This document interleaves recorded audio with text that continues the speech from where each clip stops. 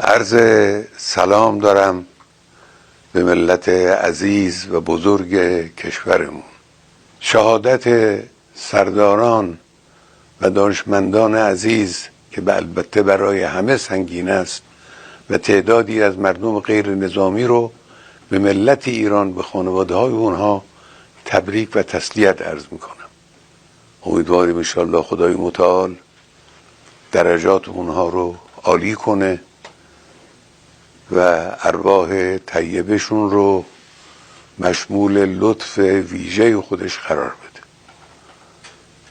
و اما مطلبی که مایل بودم با ملت عزیزمون در میان بذارم اینه که رژیم صهیونیستی اشتباه بزرگی کرد، خطای بزرگی کرد،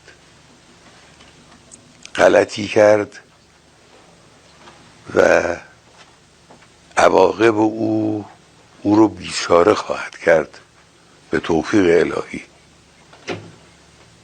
ملت ایران از خون شهدای گرانقدر نخواهد گذشت، از تجاوز با آسمان کشورش صرف نظر نخواهد کرد.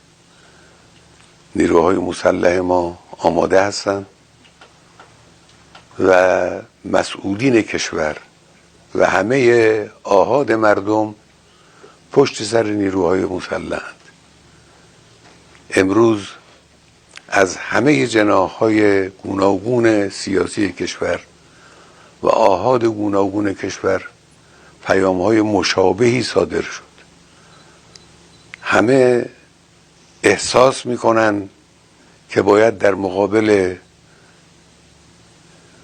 هویت خبیث رذل تروریست صهیونیستی با قدرت عمل کرد. باید با قدرت عمل کرد و انشاءالله با قدرت عمل خواهد شد و با اونها مماشاتی نخواهیم کرد. زندگی برای اونها تلخ خواهد شد بدون تردید.